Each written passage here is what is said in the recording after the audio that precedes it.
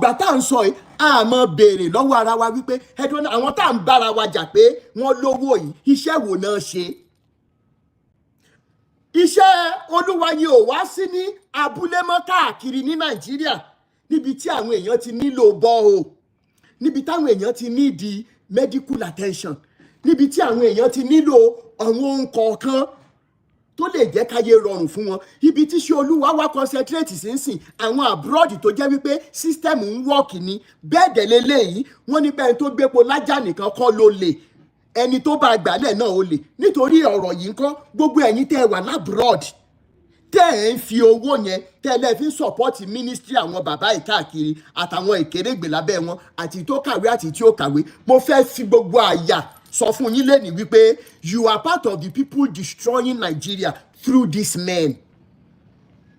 Ẹ̀yin èèyàn ẹ̀dá kan dábọ̀ ẹ̀ tún súnmọ́ bí o ẹ̀ tún wá gbọ́yàwó ọ̀rọ̀ lẹ́nu Rotimi Daniels torí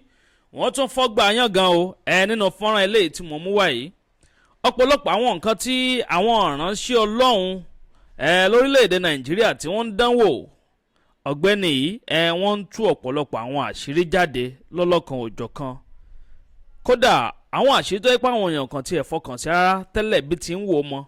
onírúurú àwọn àṣírí yìí ni bàbá yìí ń tú jáde o. Tẹ́yìn gan bá gbọ́ àwọn ọ̀rọ̀ kan yóò ṣe yín kàyéfì pé ṣáwọn ìránṣẹ́ Ọlọ́run náà ló sì ń ṣerú nǹkan báyìí lóòótọ́ torí ọ̀rọ̀ ń gbẹnu tán báyìí o ó ń lékè nkà bẹ́ẹ̀ náà ló ń pakasọ. Ẹ dákọ̀ dábọ̀ ẹ súnmọ́ bí ẹ bá wọn nǹkan fìdílé tàbí kẹ́ fìdílé nǹkan kẹwàá gbọ́yàwó ọ̀rọ̀. Ẹ wò ó ìkànnì Àdàbà tẹlifíṣàn lẹ́wà níbi tá ti mú wá fún yín àwọn ìròyìn yàjóyàjó ìròyìn ajá àbálẹ̀ lọ́dọ̀ tí wọ́n ń bí náà lẹ́tì láǹfààní láti máa gbọ́. Àmọ́ fún gbogbo ẹ̀yin tó yẹ pé ṣe ń darapọ̀ mọ́ wa ní fúngbà àkọ́kọ́ tẹ ò tí ì follow wa bẹ́ẹ̀ ò tí ì subscribe ẹ bá ń tẹ follow button tàbí subscribe button tí ń bẹ nísàlẹ̀ fọ́nrán yìí àgò kélébé kan náà ń bẹ ń bẹ notification bell ni wọ́n pè é ìyún gangan ni ó máa ta yín lólobó ní gbogbo ìgbàkúùgbà tábà ti ń ju fọ́nrán sórí ìlàyé láì wá dènà pẹnu ẹ jẹ́ n sáré gbé yín débẹ̀ lọ́wọ́ kan o ẹ má yí kúrò ńbẹ̀ Àdàbà tẹlifíṣàn náà lẹ́wà mò ń bọ̀ náà. Ó ti wà nínú arolúwa láti ọdún gbọ́n ṣùgbọ́n torí wípé ẹ̀rù tó ń ba àwọn èèyàn torí wípé wọ́n ní touch not my anointed and do my prophet no harm. Má ṣe jẹ́ kí ẹni àmì òróró Ọlọ́run, ẹni àmì ẹ́ńjìnà ilé Ọlọ́run, ẹni àmì epo Ọlọ́run, ẹni àmì omi abẹ́ Ọlọ́run nánsìn kí ó má ṣe tọwọ́ yín bọ́ àti gbogbo orú àwọn ọ̀rọ̀ báyìí. Gbogbo yín wá dìde wípé sẹ́ enough is enough ní ayé íńtánẹ́ẹ̀tì àti social media tá a wà yìí. Ọwọ́ tẹ̀ ń kíbàpò láti ra dátà ọwọ́ yín ò ní kàn sàlẹ̀ àpò nígbà kankan. Bishop Andrew àmì àdé àgbọn títóbi èrè Elédùmarè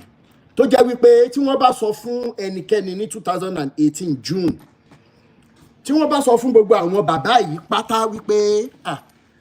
àsìkò kan mọ̀ ń bọ̀ tó jẹ́ wípé àwọn èèyàn máa sọ wípé enough is enough. Àwọn bàbá yìí nílùú ọjọ́ bẹ́ẹ̀ wọ́n ò gbé omi parí wípé níbi tí àwọn ṣiṣẹ́ dé, níbi tí àwọn mọ ewé mọ egbòdé,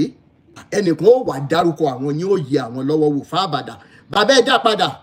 bàbá tún gbé àpẹẹlẹ janlẹ̀ pé wọ́n ní biribiri lójú rí bọ̀ọ̀bọ̀ làgùntàn wò bí ó balẹ̀ labalábá fi wọgbó àìbórí ẹja nu géṣà ọkọ̀ taisí ní kọ̀ǹdó kẹ̀kẹ́ kí n yálé epo aṣọ òbóra yìí lápò wọ́n ní iwájú ọpọ́n ẹ̀yìn ọpọ́n ọdún lọ́sùn àní ọmọ ìgbọ́gbà. Ìwọ arákùnrin yìí pàtó kí ló porúkọ rẹ̀ ná. N tí mò ń wò yìí wọ́n mọ̀ gbà ọ́ nímọ̀ràn pé kó o lọ jáwọ́ ìtò kójọ nínú ọrọ̀ ayé ti tó èyí tó kójọ ti tó jẹ́ káwọn èèyàn sinmi. Irú ilé wo ló ti ó dá jókòó ọmọ mi ta ló ṣì ọ́ gan-an tó fi di wípé o fẹ́ máa dáwọn èèyàn lóró báyìí. Ta lẹni tó ṣì ọ́ gan-an tó jẹ́ wípé ara òrokùn ara òrajọ. Níjọ́ náà lọ́hùn bàbá yẹn tún ṣe báyìí ọmọ mi jọ dáríjì mọ́jà ṣe léyìí. N tó fi dá bàbá lóhùn níjọ́ náà lọ́hùn ni wípé bàbá wọ́n ti là á káyín kinní kan là á ṣe kinní kan ojú àfọ́ tán ìjà ló ń dálẹ̀. Bàbá ẹ ṣe àtàbà náà ṣe jẹ́ gbọ́dọ̀ mi làwọn tí ó ṣe wọ́n wà dáadáa màá tún lọ́dọ̀ bàbá so person. Gbogbo ń tẹ́ ẹ wá ṣètì lè fi jóná afẹ́fẹ́ tí ń fẹ́ àti ń rí fúru adìẹ báyìí níjọ́ náà lẹ́hìn ẹ̀ ní wípé kò lè possible ó ti wá possible báyìí. mo ti sọ rí wípé nígbà tẹ́mi náà wà ní UI gbogbo ìgbà yẹn RCF member ni mí èmi tó yẹ kí n rọra máa jayé orí mi káàkiri tí mo jẹ́ kán fi ẹ̀sìn tán ń pè ní ẹ̀sìn tán fi dè mí mọ́lẹ̀ kí ẹ pé bóyá jíjà ayé kan tí ò ní mí ní o ṣùgbọ́n ṣe ráyè yunifásitì yẹn gbogbo àwọn carry over tí mo ti ní sìn àsìkò lè lè bá mọ̀ torí wípé àti ẹ̀ ti dàgbà àti yóògùn jà gbogbo ìgbà yẹn dẹ̀ lélẹ̀ tó bá kọjá lẹ́gbẹ̀ẹ́ pósítà bàbá Adébóyè ó tẹríba bó bá kọjá kátẹ́gùn Oyèdépò bá fẹ́ sí ẹ ó gbúdọ̀ tẹríba títí Oyèdépò ńkọ́ títí Kúmúyì ńkọ́ tí gbogbo àwọn tó kù tó sọra wọn dọlọ́run lé wa lórí ńkọ́ débi wípé gbogbo ìgbà tí mò ń sọ yìí a máa ń deprive ara wa ní oúnjẹ níwọ̀nba tá à ń rí pé ká fi jẹun ká mọ́ bá a kú wọ́n wá sọ di wípé àti kékeré nìmọ̀lé ti ń kọ́ ọmọ ẹ̀ lásọ àánú Ọlọ́run làwa náà rí gbà nítorí ìdí èyí ńkọ́ gbogbo ẹ̀yin tẹ́ ẹ ṣì wà nínú òwò ẹ̀sìn tẹ́lẹ̀ ń ṣẹ̀sìn tẹ́ rò pé sìn lẹ́ ń ṣe tó jẹ́ wípé àwọn kan tí wọ́n láwọn gbọ́n ó tiẹ̀ mọ́ ń dùnyàn tó jẹ́ pé àwọn tí ò tiẹ̀ kàwé rárá wọ́n tún wá mú ẹ̀yin tẹ́ ẹ lẹ́ẹ̀kàwé tẹ́ ẹ lẹ́ẹ̀ka ọpọlọ mọ́lẹ̀ ó mọ́ ń dùnyàn débi wípé gbogbo ìgbà náà ti ń kọ́ wa wípé èèyàn máa ń ṣiṣẹ́ èèyàn máa ń fi owó ẹ̀ ṣiṣẹ́ fọ́lọ́run ni ẹ dúró ná iṣẹ́ wo gangan ni Ọlọ́run yẹn gbé kalẹ̀ tí ó lè dá ṣe tá a dẹ̀ ní ìgbàgbọ́ pé ó dá ọ̀run àtayé lọ́jọ́ 6 ìjọ́ keje wọn ló fi sinmi ni tá a dẹ̀ lọ tá a dẹ̀ bọ̀ ta ní wípé iṣẹ́ Olúwa kò lè bàjẹ́ o ṣe rántí iṣẹ́ Olúwa kò lè bàjẹ́ o kò lè bàjẹ́ o kò lè bàjẹ́ o iṣẹ́ Olúwa kò lè bàjẹ́ ṣe rántí wọ́n tẹ̀ tún wá sọ síwájú ní ọjọ́ mo ti ń rókun kò gbẹ́rí ọjọ́ mo ti ń rọ́ṣà kò máa yá ọjọ́ mo ti ń rọrùn kò yá lulẹ̀ iṣẹ́ Olúwa mà ní iṣẹ́ ṣe bíbẹ̀ ni ìwọ wo wá ló gbé rẹ̀ dìde tó sọ wípé òun ṣiṣẹ́ Olúwa ǹjẹ́ èèyàn ẹlẹ́ran ara lè ṣiṣẹ́ Olúwa bí ẹ jẹ́ ká kọ́kọ́ máa béèrè lọ́wọ́ wa tí iṣẹ́ kí ni iṣẹ́ Olúwa gangan ǹjẹ́ èèyàn ẹlẹ́ran ara lè ṣe iṣẹ́ Olúwa bí ǹjẹ́ gbogbo ẹ̀yin tẹ́ ẹ sọra yín di Ọlọ́run sí ìgbésí ayé àwọn èèyàn ǹjẹ́ sẹ́rí àwo gan ló tọ́ sí yín so gbogbo ìgbà tí mò ń sọ yìí mo ti gbáyàn lẹ́sẹ̀ lẹ́nu rí tó dó dárúkọ bàbá Adébóyè ní ìdárúkọ tí mi ò fẹ́ràn mi mọ̀ bóyá speed of alacrity ni mo fi sún mẹ́ni yẹn ń jọ yẹn láàrin àwa tá a jọ ń sọ̀rọ̀ and it is so bad wípé gbogbo àwọn tó ń struggle gan ní school gbà yẹn ẹlòmíì ò tiẹ̀ mọ ibi tó wo next session á ti jáde ẹlòmíì scott ni ní gbogbo ìgbà tí mò ń sọ yìí bóyá wọn máa dé bóyá Oyèdépò whatever bóyá wọn ti dàgbà dé level university tó ráwá jù wọn lọ okay now tí wọn bá ti dé level university the next question is àwa tá à ń bára wa jà ní ilé ńgbà náà ní Nàìjíríà ẹnu sọ Oyèdépò lówó jà Adébóyè lọ bàbá Adébóyè irúnmọlẹ̀ tó ń jẹ pizza bàbá yẹn ní owó dákú bàbá yẹn ní owó sí èrè bí ṣẹ̀kẹ̀rẹ̀ ṣé torí wípé bàbá humble ni bàbá máa ń fún ká bàbá máa ń ṣe fún ibi tààrà tó ní ọ̀rọ̀ oko dọ́là lé ṣé ẹ rántí gbogbo ìgbà yẹn ọ̀rọ̀ wa gbà náà wá dàbí ọ̀gá ara mọ́tò inú ọmọọṣẹ́ ń dùn inú dráìvà dùn ṣé wọ́n fẹ́ fowó kún sálárì ẹ̀ ni gbogbo ìgbà tá à ń sọ yìí a máa béèrè lọ́wọ́ ara wa wípé ẹ̀dùn àwọn tá à ń bára wa jà pé wọ́n lówó yìí iṣẹ́ wo náà ṣe iṣẹ́ Olúwa yìí ò wá sí ní abúlé mọ́ káàkiri ní Nàìjíríà níbi tí àwọn èèyàn ti nílò bọ́ọ̀ níbi táwọn èèyàn ti nídi medical attention níbi tí àwọn èèyàn ti nílò àwọn ohun kọ̀ọ̀kan tó lè jẹ́ káyé rọrùn fún wọn. Ibi tí ṣe olúwa wá concentrate sínsìn àwọn abroad tó jẹ́ wípé system ń work ni bẹ́ẹ̀ dẹ̀ lélẹ́yìí wọ́n ní bẹ́ẹ̀ tó gbépo lájà nìkan kọ́ ló lè ẹni tó bá gbàlẹ̀ náà ó lè nítorí ọ̀rọ̀ yìí ń kọ́ gbogbo ẹ̀yin tẹ́ wà lábroad tẹ́ ẹ̀ ń fi owó yẹn tẹ́lẹ̀ fi ń sọ̀pọ́tì mínísítírì àwọn bàbá yìí káàkiri àtàwọn ìkérégbè lábẹ́ wọn àti tó kàwé àti tí ó kàwé. Mo fẹ́ fi gbogbo àyà sọ fún yín lẹ́nìí wípé you are part of the people destroying Nigeria through these men. You are what? You are part of the people that have destroyed that that wonderful nation to the extent to which it is now. Torí gbà tẹ́ bá kó owó yẹn jọ tán lábúrò that currency tẹ́ sẹ́ndẹ̀ sí pastors nílé tàbí tí wọ́n wá tán láwọn wá ṣèyìn rere the same pastor tó ń sá káàkiri láti gbàwé ìgbélú tó ní lọ́wọ́ ó wá ń sá káàkiri àwọn tó máa kó òróró Gabriel àbí kí lorúkọ ẹ̀ Àgbàlá Gabriel náà wọ́n lòun tún kó omi bọ̀ fún yín lọ́fẹ̀ẹ́ àtòróró ọ̀fẹ́ torí sí finish kíru Gabriel lòun ń kó òróró àti omi fún miracles wà fẹ́ni tó wà ní UK. It is a big slap on our faces and that is why we will not stop fighting against these evils that we call religions, and we will keep pressing our necks until we accept truth, love and humanity.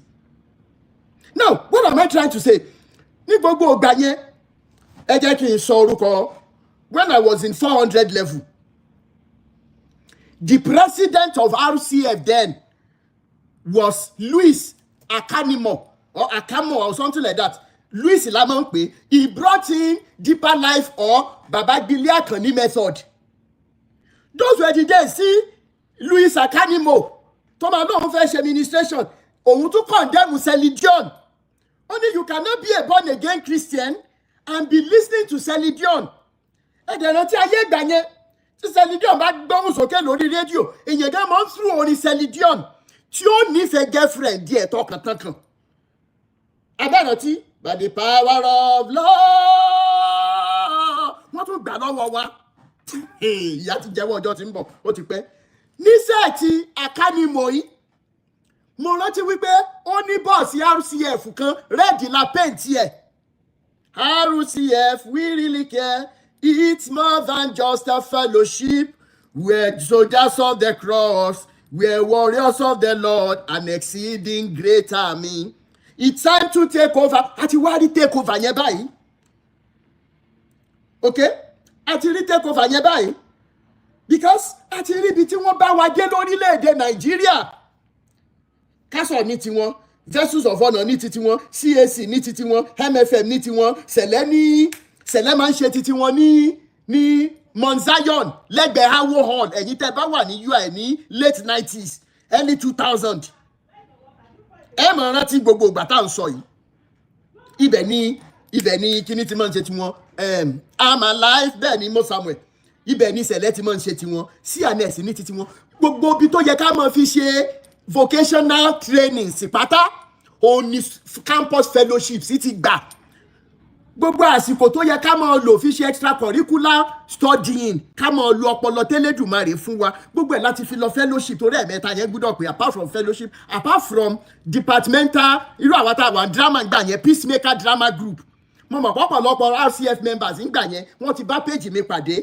irú tí mi ṣe wọ ní sàmúlẹ́mí náà ni ẹyẹ méjì jẹ́ àṣà òdú ni mímì ń ṣe àìmọ̀fọlọ́jọ́ ẹ̀mọ́ igi tàbí ẹ̀fọ́ tó ń jẹ́ òdú àwọn olóko mọ̀ dáadáa. Now kí ni mo fẹ́ fà ni pé gbogbo ìgbà tí mò ń sọ yìí ní 400 level mi I've organized kí ni wọ́n pè village evangelism. Ẹ jẹ́ mo dárúkọ àwa tá a lọ mo rántí Wùnmí Àfikọ́jẹ́ mo rántí Túndé mo rántí kí lorúkọ bọ̀bọ́ ìtọ́ wà ní ìjájì bus driving òun náà ti wà US ń bíbá yìí sìn Babátúndé Adéyẹmí tí tajọjọ́ rẹ̀ láti 100 level a máa ń pè ní Làgàtà. Mo rántí Ọpẹ́yẹmí Akakabota and a lot of so many tómi sìn òun wá láti lọ Gbọ́láhàn òun ṣe medicine and surgery and a lot mo ṣì ní fọ́tò àwa peacemakers drama group lọ́wọ́ ní 2002 àbí 2003 tí redeem bá dẹ̀ ṣe yearly program wọn gbogbo campus mọ̀ ń gbà pa ṣe nǹkan à ń ṣòṣì káàkiri ńgbà yẹn à là ń sin lọ́hùn. Now kí ni mo fẹ́ fàyọ ni wípé àwa máa ń ṣe competition mẹ́ ẹni lọ́wọ́ jù tán lọ́wọ́ jù àwọn bàbá àti ìyá wa gan tó ń struggle lórí wa á gbóríyìn fún wọn. àṣẹ òní ó study epiology ẹ má wọrí ọ̀rọ̀ àṣẹ òní sì máa jáde ó máa jáde Bishop Andrew ẹ wò ẹ tí ì rí èpèsè fún àṣẹ òní o nígbà tẹ́ bá gbọ́rọ̀ lẹ́nu victim yìí ẹ̀rọ Ọlọ́run ó bá yín mo fẹ́ jẹ́ kẹ́ni yẹn wá fẹnu ara ẹ̀ sọ̀rọ̀ ní tó bá ti rẹ́dì ó lágbára ara Olúwa náà ni kí la wá ń bá lọ bá bọ̀ lénìí mo ń ṣe kí lorúkọ ẹ jọ̀ọ́ ẹ̀yin ará Facebook tẹ́ ẹ bá ti jẹ fẹ́ jẹ́ kán flag wa ẹ jọ̀ọ́ ẹ mọ like ẹ mọ love ètò tèmi máa dùn níjọ́ kìíní àná níbi ìjọ́ mélòó sẹ́yìn arábìnrin kan ó wá bá wa sọ̀rọ̀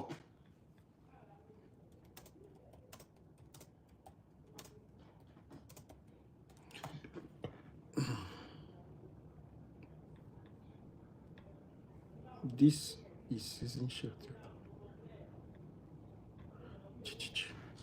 ẹ má bínú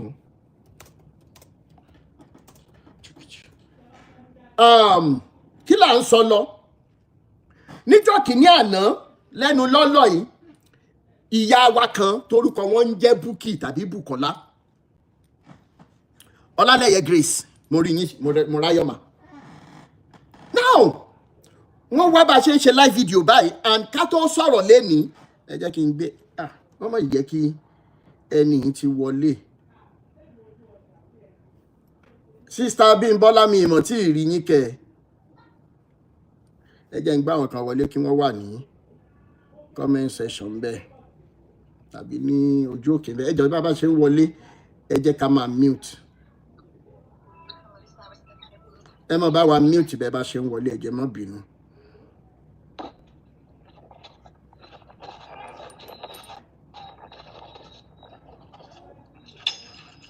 ẹ jọ̀ọ́ ẹ má bá wa mute microphone yín tẹ́ bá ṣe ń wọlé ẹ má bínú ṣé gbọ́ ẹ má bá wa mutate ẹ bá wa mute ẹ jọ̀ọ́ ẹ ṣé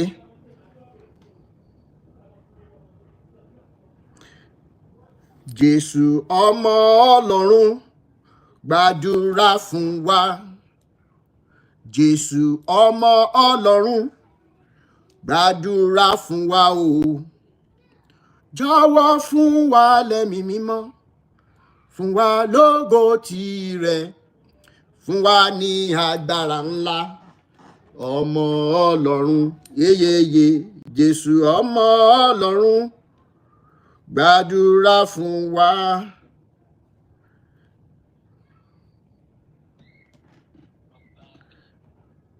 Jésù ọmọ Ọlọ́run. Please send request on TikTok.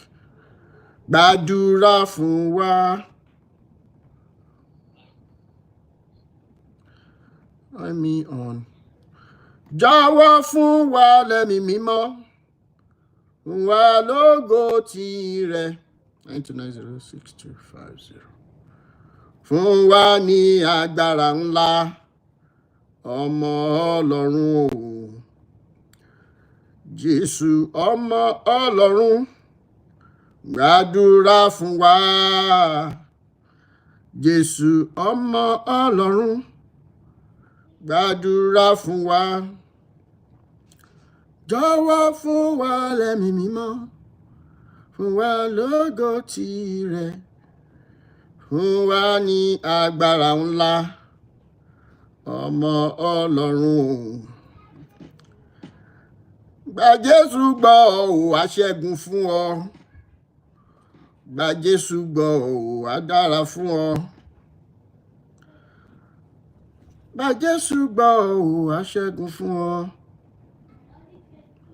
gba Jésù gbọ́ ò á ṣẹ́gun fún ọ fẹ̀yìn t'Olúwa ègbè dákun fẹ̀yìn t'Olúwa sista Abímbọ́lá mi mọ̀ tí ì rí request yín ẹ̀yin là ń dúró dè báyìí o anyways kó tó di pé wọ́n máa wọlé tó bá dẹ̀ jẹ́ kí lorúkọ ẹ̀ náà ni now ẹ jẹ́ kí n sáré ṣe lé the views the thoughts, the submissions, and opinions that are expressed by various speakers on my live streams or platforms are solely and expressively theirs and do not reflect my views or that of my foundation, which is Rotimi Daniels Foundation for Peace and Equity. Again, so the views, the thoughts, the submissions and opinions that are expressed by various speakers, either their experience in the hands of a pastor, afa, or onisheshi, okay, those expressions or opinions are solely theirs,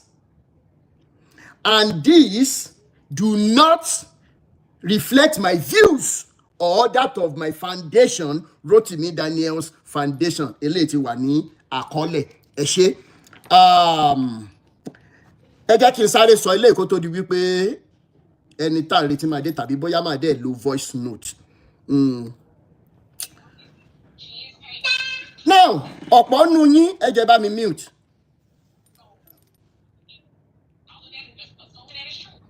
Ẹ jẹ́ bá wa mute, ẹ má bínú, ẹ má mọ gbàgbé àti mute. Ẹ jọ̀ọ́.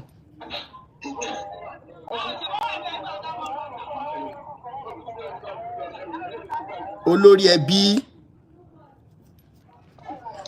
Sister Abimbola, ẹ jọ̀ọ́ ẹ send message sí mi tẹ́ bá ti rí chat mi. Anyways, now Jésù ó kú ní iye ọmọ ọdún 23 33 years. Ní ìtó já sí wípé àwọn Farisí àti Sadusí bí ẹgbẹ́ bàbá Jésù náà ṣe nítorí wọ́n ti wà nínú pé ká mọ́ gbéwèé káàkiri bí àwọn bàbá wa nínú Olúwa ń sìn, ká mọ́ gbé káàkiri wípé à ń ṣiṣẹ́ biblical God. Nígbà tó tó stage kan tí Jésù bẹ̀rẹ̀ ministry ẹ̀, ó fi wọ́n nàkànàkàn, ó sọ bàbá ńlá ọ̀rọ̀ sí wọn torí wípé wọ́n ń fọ ẹ̀yìn igbá, wọ́n ń fọ ẹ̀yìn àwo, ṣùgbọ́n inú àwo tí dọ̀tí gan wà, àwọn bàbá yìí ń dọwọ́ bò ní. Jésù tún sọ, ó ní wípé ẹ wọlé, bẹ́ẹ̀ dẹ̀ tún lélẹ̀, àwọn tó tún fẹ́ wọlé lẹ́ẹ̀jẹ́ kan wọlé yìí. Jésù tún sọ wípé, in fact, ó pè wọ́n ní akídanidání, ó pè wọ́n ní fool torí wípé ó rí wọn tán. Àbí? Nígbà tí Jésù máa wá ṣe pápánbarì ẹ̀, nígbà tí Jésù wọnú tẹ́ḿpìlì, mi ìmọ̀rú olóńdè, mi ìmọ̀rú bàǹtẹ́, mi ìmọ̀rú àjẹsára tí Jésù jẹ́ ń jọ́nà lọ́hùn, torí tí n bá mọ gbogbo àwọn àṣírí Jésù yẹn, òun ló yẹ kémi gan mọ̀ lò báyìí, torí ṣàmọ̀ pé tí n bá wọ ibi tí wọ́n pè ní ṣọ́ọ̀ṣì kan lẹ́nìsìn tí mo fẹ́ lọ lù wọ́n jáde pé ẹ̀ ń ra omi ẹ̀ ń ta omi, ṣé ẹ mọ̀ pé wọ́n pa mí tíjọba gan ò ní mọ̀ pé mo wọbẹ̀. Ṣùgbọ́n níjọ́ náà lọ́hùn, Jésù wọbẹ̀, wọ́n ní ṣe ló bẹ̀rẹ̀ sí ní lù wọ́n, ó bẹ̀rẹ̀ sí ní lu àwọn Adébóyè, àwọn the likes of Oyèdépò, àwọn the likes of Abíára, àwọn the likes of Olúkọ̀yà, ó nà wọ́n, ó sì dá gbogbo gbá wọn nù, gbogbo èmi làwọn testimonies tán tà, gbogbo èmi làwọn tọ̀hún tí wọ́n ń tà, gbogbo ilé irọ́ tán ń pa, ó nà wọ́n jáde. Ó ní ilé bàbá mi á mọ̀ pé ní ilé àdúrà, kì í ṣe ibi tí àwọn ọlọ́ṣà ọlọ́gàrà bíi ti yín tẹ́ẹ̀tì mọ́ ra tà, ilé àdúrà la mọ̀ pé. Kí ni díẹ̀ tí mo ṣe fìdí eléyìí múlẹ̀ ni wípé gbogbo ẹ̀yin afọ́fúngbẹ̀mù, gbogbo ẹ̀yin tẹ́ ẹ fẹ́ òótọ́, tó ṣe wípé ẹ máa ń sọ wípé Rotimi wọn ò kọ́ ẹ, tí wọ́n bá kọ́ ẹ tó o bá gbẹ̀kọ́ ò ní mọ̀ sọ̀rọ̀ sáwọn bàbá ìbáyìí, olórí ibú èèyàn ní gbogbo yín, aṣèrè nírú ẹ̀yin báyìí. Ní ìtó já sí wípé torí wípé ẹ ti kọ́kọ́ gbà wípé in tí à ń hà lẹ́jì pé àwọn bàbá yìí ń ṣe tí wọ́n ń fi ara Olúwa ṣe, wọ́n ṣe é, ṣùgbọ́n wípé ká mọ̀ fẹ̀lẹ̀ kíbò sí wọn, gbogbo ẹni tó bá tún wá ń bá mi sọ orú ilé ìwà láì, òun àtọmọ wọn ò dọ̀mọ́ ràrìnrà ni. Yet ẹ lè ka nínú bábù kẹmọ jáde kẹmọ sọ wípé Jésù kí ló dé tó ń na àwọn àgbàlagbà tó tó ẹgbẹ́ bàbá ẹ̀ jáde. Ṣé èmi ti lu àwọn bàbá yìí? Ṣé mo ti lù wọ́n ní nǹkan lórí apart from àwọn comedy skit makers tó ń lù wọ́n ní pọ́npọ́n lórí tí ẹ mọ bọ̀bọ̀ tó máa ń gbé kinní dání yẹn, olórí ìbú èèyàn nìyí. Gomez baba, thank you so much. ṣé ẹ ti gbé báìbù yẹn kẹ́ ẹ mọ̀ pé Jésù lẹ́jọ́, ṣùgbọ́n torí wípé generation wa fẹ́ irọ́ ju òótọ́ lọ, àǹtẹ̀ bá ti fẹ́ wá ẹ̀sùn síyàn lẹ́sẹ̀,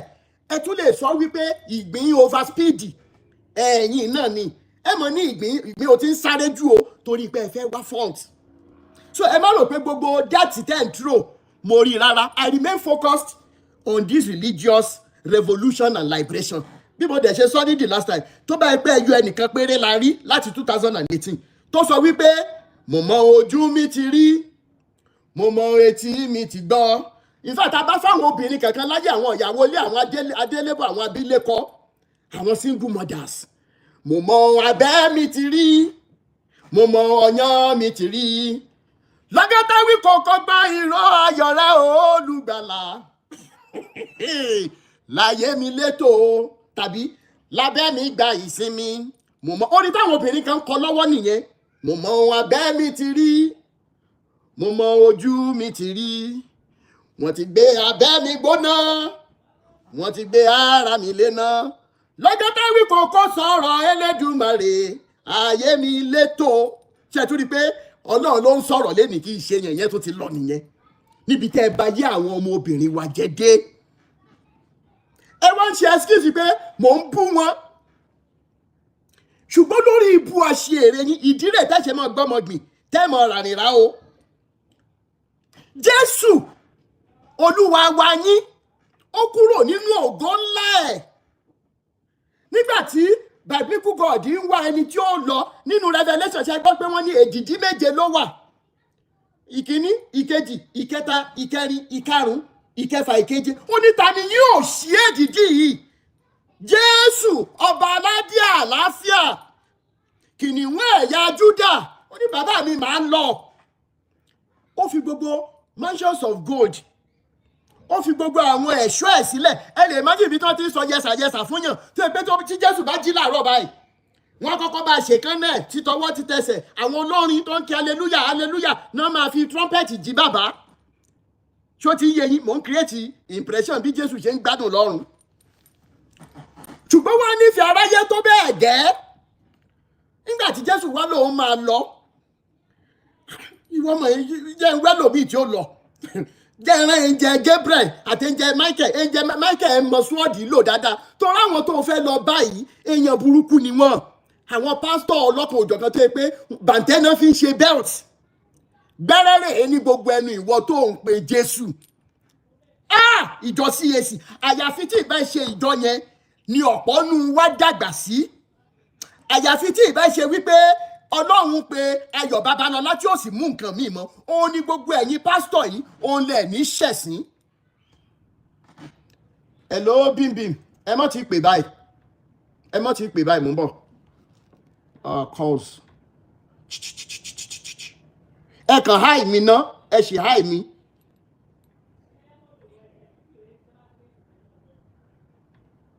Ẹ kàn háì mi ná, bímbím. Ẹ kàn sì háì mi lórí nọ́mbà yẹn ná. Àyàfi tó bá jẹ́ wípé, is this you?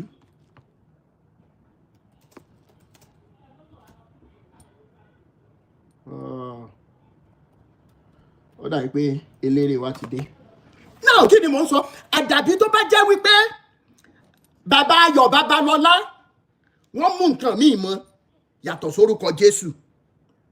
Àdàbí tó bá jẹ́ wípé àríjọ kan péré tí bàbá Ayọ̀ Babalọ́lá fi orúkọ Jésù gbà pátá àti kọ́mú lára ẹni ẹlẹ́ni. Àdàbí tó bá jẹ́ wípé ìjọ kan wà tí bàbá Ayọ̀ Babalọ́lá tí wọ́n hùwà pálapàla kan nínú ìwà tí ẹ̀yin olórí ibùtẹ̀ pera yín ní pastors ní CAC lẹ́ni tẹ̀ ń wù nìkan ní pé bàbá yín ò ní bá ti yín jẹ́. Ẹ má ṣàmì gbogbo ẹ̀yin pastors CAC o, àyàfi tó bá jẹ́ pé wọ́n náà ti hùwà burúkú rí. Tá a bá ríjọ́ kan tó fi lọlé babaláwo, ó ṣe mistake ni o, lójú àrá ńlá ni o, lójú ìran ni o, bó ṣe mistake ni. Kí ni mo sọ? Ṣùgbọ́n tá a bá rí jọ́kan tó ti gba pátá ń jẹ ọmọ lọ́mọ, tá a gba kí ní ìpìlẹ̀ CAC yóò mọ̀ owó pani láti sìn lọ, whosoever you are. even though gbogbo àwọn stories yẹn náà yàrá pa kan sọ náà ni ẹ kàn fi ń ṣe kájẹbùgbàjẹ náà ni ṣùgbọ́n ẹ jẹ́ ká sì mọ́ lò lọ bẹ́ẹ̀ torí wípé wọ́n ní ọmọ kékeré ò bá tàn yóò bá àrọ̀ bá ní bàbá tán ìtorí àmọ́ ṣe pọ́ọ̀sì kan níjẹta pé gbogbo ẹ̀yin pásítọ̀ tẹ́ ẹ̀ mú nǹkan míì mọ́ tẹ́ ẹ̀ dẹ̀ sọ pé olúwa wí nígbà tó olúwa ò wí a kí yín wípé ẹ kú fífi ọmọnìyàn ṣe gbogbo ẹ̀yin pásítọ̀ tó jẹ́ wípé obìnrin tó pọ́n rẹ̀dẹ̀rẹ̀dẹ̀ nígbà tẹ́ ẹ dá wà ńlé àwọn náà kẹ́ra wọn wá yìí obìnrin dẹ̀ndẹ̀dẹ̀ndẹ̀ tí wọ́n eléyìí kúrò ní Toyota Yaris Benz S500 lóbìnrin làwọn obìnrin tá à ń sọ yìí kán kún wájú kán kún lẹ́yìn ìyàtọ̀ ó wà bẹ́ẹ̀ ẹni tó bá mọ̀ pa mọ́tò dáadáa ẹ mọ̀ pọ́tọ̀ ní Yaris tàbí Tercel tàbí Mazda tàbí Volkswagen ọ̀tọ̀ ní Benz 500 SEL tó ṣèjì bá ń bàbá yìí tí ẹ ti mọ mọ́tò yẹn ẹ lọ yẹ̀wò lórí V-boot thank you so much Oríṣadé tí ẹ mọ̀ pé yàtọ̀ wà bẹ́ẹ̀ ìjọ náà wọ́n gbéra wọn wá ìwọ pásítọ̀ tó ń wò mí ó dẹ̀ fi ọgbọ́n Elédùmarè ó fi ọgbọ́n Ọlọ́run ó fi ìbẹ̀rù ìpè ó fi ìbẹ̀rù Jésù ó dẹ̀ fi bá arábìnrin yẹn sọ̀rọ̀ pé arábìnrin àmọ́jà ṣe báyìí ṣé o mọ̀ pé mo níyàwó ṣé o mọ̀ pé ọkọ títí ẹ náà ò gbúdọ̀ bá wa nírú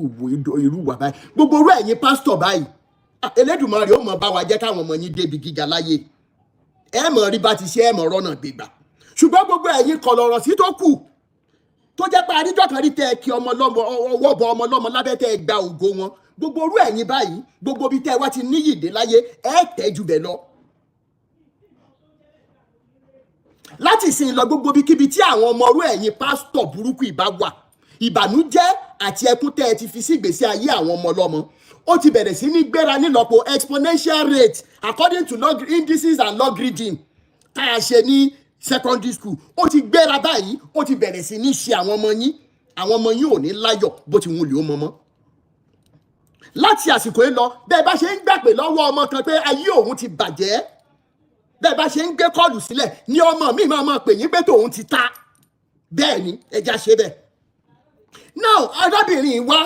níjọ́ náà lọ wọ́n ní nǹkan báyìí láwọn fẹ́ sọ in fact bí wọ́n ṣe sọ̀rọ̀ yẹn ń jọ yẹn ó pa ẹlòmíì lẹ́kún torí nǹkan tí wọ́n allege wípé pásítọ̀ Babalọ́lá Jonathan of CAC ṣe fáwọn gbogbo wa sì gbọ́rọ̀ yìí ṣùgbọ́n ṣe mọ̀ pé wọ́n ní ògbẹ́jọ́ ẹnìkan dá àgbà òṣìkà ní kò yé yín àwa tẹ ọkọ̀ létí torí onírọ́lọ́mọ ní ẹlẹ́rìí òun wà lọ́rùn látẹ ọkọ̀ létí láti US ń bíbáyìí a lọ abọ̀ ìjì lọ́wọ́ ìdààmú lórí nìkan kìnìkan àràsán atẹ́gùn fẹ́ ìjìjà kò gbé wa lọ ó yẹ ká dúpẹ́. adélé pásítọ̀ Babalọ́lá Jonathan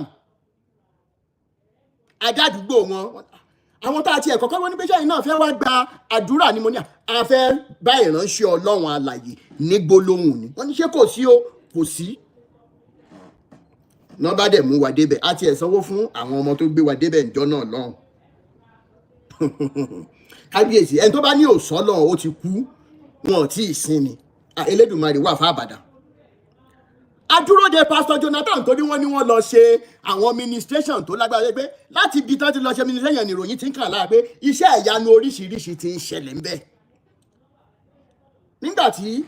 pásítọ̀ Jonathan máa dé oríṣiríṣi ẹ̀rí náà fi ránṣẹ́ sí mi nípa tí wọ́n hà lẹ́ẹ̀jì pé wọ́n ṣe àmọ́ rò pé pásítọ̀ Jonathan ọ̀rọ̀ yìí dá yín lójú gan ẹmọ tẹ́ ń sọ pẹ̀lú gbogbo àwọn àwòrán tẹ́ kó fún mi pẹ̀lú gbogbo nọ́mbà tẹ́ fún mi pé kí n mọ̀ pé ìyí tó já sí wípé tí oògùn ẹni bá dáni lójú àfi gbárí ni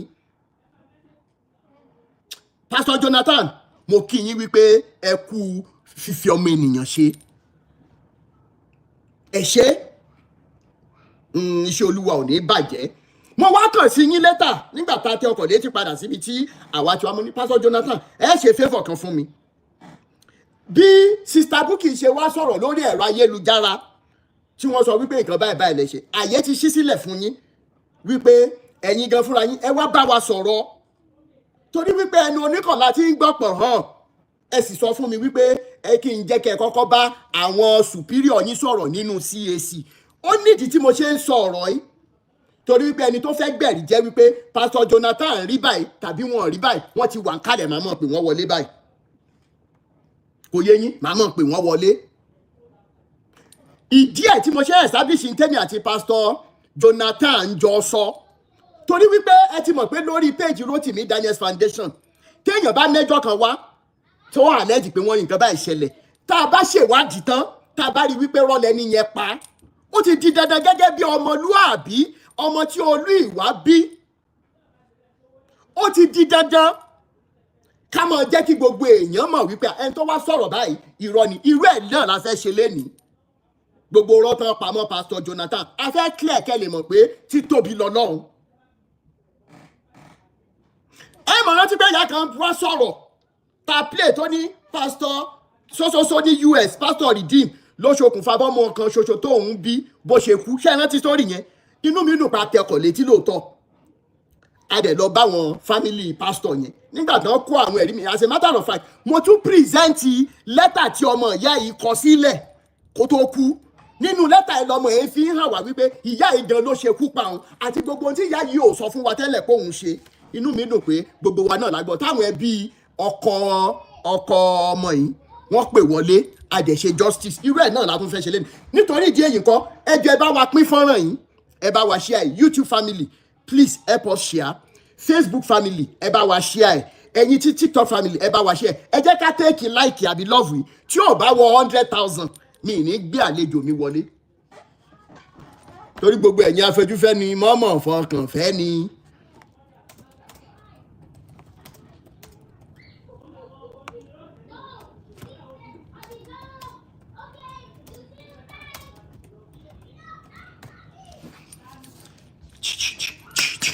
ó yẹ mọ́ power like o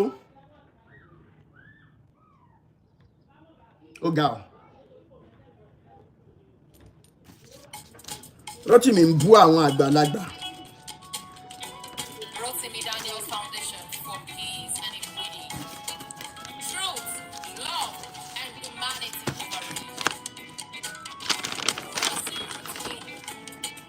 Rotimi Daniels Foundation for Peace. mo mọ̀ kọ̀ọ̀kan lẹ̀ tí àlùjọ̀nù gbé wá lánàá mi ìmọ̀ rí mọ́.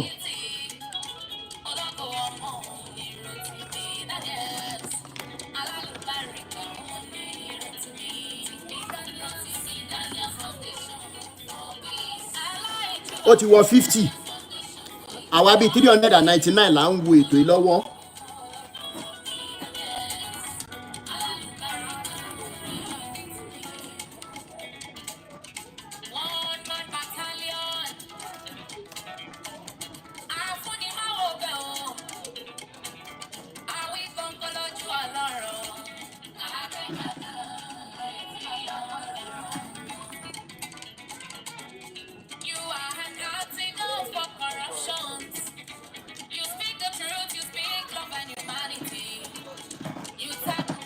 Prophet ẹ jẹ́ bá wa mute ẹ jọ̀ọ́ ẹ má bínú.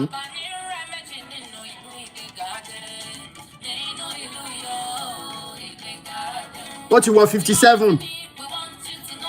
mọ̀mí bí bàbá mi Ifáníyì Fágbèmí Adérẹ̀mí Esther Fúnkẹ́ Fáṣakin Adébóyè Joel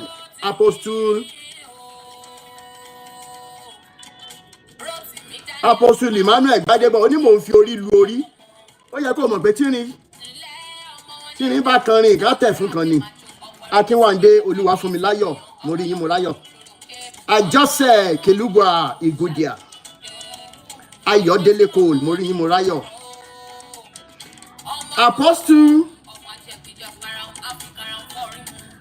Apostle Samuel Ọláníyì Àánú Jésù Kristi ó ti wá sí comment section mi ó pè mí ní antichrist mo dẹ̀ rò pé bóyá ẹ̀yin olórí burúkú yẹ àti understand wípé ọmọ sàn tó ń kó pọ́npọ́ bo bàbá ẹ̀ nìyí mo wà bí báyìí mò ń ṣàlàyé jẹ́ mọ́ para tápù lọ tí ò bá pé 100 mi máa sọ fẹ́ ni ẹgbẹ́ kan kúrò ká mọ̀ lọlé ó wá pè mí ní antichrist tí mi dẹ̀ deny rí torí English word lásán ni ṣùgbọ́n ẹ jẹ́ ká wò báyìí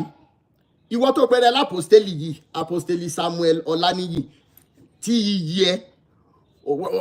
ó ti di rádaràda látẹ̀ni lọ wàláì ó ti ṣìrìn ṣiṣẹ́ tó mi wúrẹ́ ń ṣe tó fi ń gùn ya ẹ̀ o ti ṣe látẹ̀ni lọ. Àdàbí tó bá jẹ́ wípé mo gbéra mi dìde pé mo fẹ́ báyàn lórúkọ jẹ́ tàbí wípé mò ń ṣe torí ulterior motive tí ì ṣe wípé káwọn èèyàn bọ́ bí wọ́n ṣe ń bọ́ ìmásìsì pé kíkòkò ọbẹ̀ wèrè tẹ́ ń jẹ ọbẹ̀ ọ̀fẹ́ tẹ́ ń jẹ táwọn tó ń ṣiṣẹ́ ò jẹ́ pé kíkòkò yẹn fọ́ nìkan ló yà kù. Ó nìkan ló ní ṣẹ̀sìn ṣùgbọ́n láti sin lọ ó ti bẹ̀rẹ̀ sí ní ṣẹ̀sìn àlàáfíà ẹ̀ ti di fíafíà. Because I don't know why it is very difficult. As at any, mo ti block more than 50 profiles all across social media. For example, tí n bá ṣí blocked contact mi fún yín, ẹ ra àwọn ẹni tí mo block. Okay? Ẹ máa ra àwọn tí mo block. Torí wípé nǹkan tó ń post ò tẹ́ mi lọ́rùn. Dídán ò dẹ̀ tajà, dídán ò rà. You have every opportunity to block me off if I am antichrist. Unfortunately, ibi tí wọ́n ti ń ṣe ti Christ wà lẹ̀, olórí ibu yóò jókòó síbẹ̀. Ibi tí antichrist ti ń sọ̀rọ̀ lẹ́wọ́ jókòó sí, ibo ni ìpàdé ajá àtàsí. Oyedepo ní live video, Sam Ojo ní live video. Eléyìí tá à ń sọ lọ́wọ́, Olúalọ́, ọjọ́ méje ló fi ṣe rádaràdà tó ṣàbí ọjọ́ mélòó ló fi ṣe. Ó lè lọ́ máa wà wọ́n live video ẹ̀, ó lọ síbẹ̀, ọ̀dọ̀ mi lọ wá takú sí ẹjọ́ ẹ mọ̀ wà wọn olórí ibu tó pera wọn ní Christ like yìí. Ṣé dídẹ náà fi ṣé wọ́n bí sómi mẹ́ta ní? Wọ́n ní tipátipá dídẹ la fi fẹ́ràn Ṣàngó. Lọ́pṣọ̀n ju pé kẹ́ ẹ fẹ́ràn mi lọ. Torí wípé wọ́n ti sọ pé òótọ́ ò nílé. Tí òótọ́ bá ń rìn káàkiri, àwọn tó fẹ́ òótọ́ máa lọ bá pé òótọ́ mo mọ̀ pé ò nílé gba búrẹ́dì yìí. Ó yá gba omi yìí. Ó yá jẹ ráìsì yìí. Ṣé mo parọ́? Ó ní tẹ́yìn ń ṣe. Ó ti pè mí láti Christ báyìí. Okay, mo ti gbà. Ẹnìyàn ọmọ Yorùbá tó bá sọ pé èṣù orí yín tí ò pé yẹn as a result of mistake tí Àjàyí crowd á ṣe àwa kàwé àwa ka ọpọlọ wa a tún ti jáde outside ní tá a ṣe ní yunifásitì a ti lọ ṣèwádìí èṣù ò kì í ṣe nǹkan kan sínú Bible torí wípé èṣù jẹ́ kan lára àwọn deities ilẹ̀ Yorùbá olórí ibú ẹ Ọláníyì tó ń jẹ orúkọ èṣù láàlú ni